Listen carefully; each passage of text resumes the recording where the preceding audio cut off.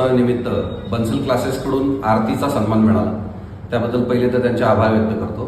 पण त्यांची एक नवीन संकल्पना आहे। आरतीला आल्यानंतर त्यांनी एक पुस्तक हातात दिलं आणि त्या पुस्तकाची माहिती देण्यासाठी जेव्हा आम्हाला सगळ्या गोष्टी समजल्या तेव्हा खूप आनंद वाटला की प्रत्येक चळवळीतून पुस्तक वाचण्याची किंवा वाचाल तर वाचाल या संकल्पनेची माहिती त्यांनी आम्हाला दिली।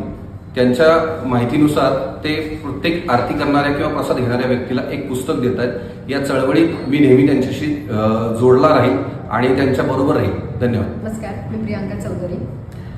थोडक्यात ओपन लायब्ररी मुवमेंटबद्दल सांगायचं झालं तर छत्रपती शिवाजी महाराजांनी निर्माण केलेल्या स्वराज्यामध्ये शाहू फुले आंबेडकर यांचा वैचारिक वारसा जोपासण्यासाठी टाकलेले एक पाऊल म्हणजे ओपन लायब्ररी मुवमेंट। या चळवळीच्या माध्यमातून आतापर्यंत आपण 84 ग्रंथालय उभारलेले आहेत। ते सर्व काही ग्रामीण आणि काही शहरी भागामध्ये ते ग्रंथालय आहे। तसेच या माध्यमातून आपण आतापर्यंत 50,000 पुस्तकांची देवाणघेवाण केलेली आहे।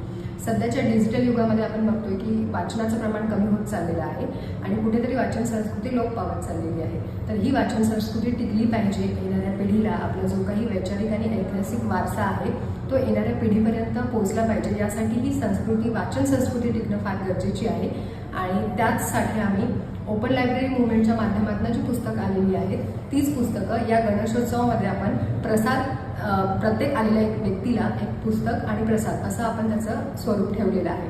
तर या उपक्रमाच्या माध्यमातून मुक्त वाचन चळवळीच्या माध्यमातून कुठेतरी वाचन संस्कृती समृद्ध करणे आणि प्रत्येकांमध्ये वाचनाची गोडी लागावी हा या उपक्रमामागचा उद्देश आहे। धन्यवाद।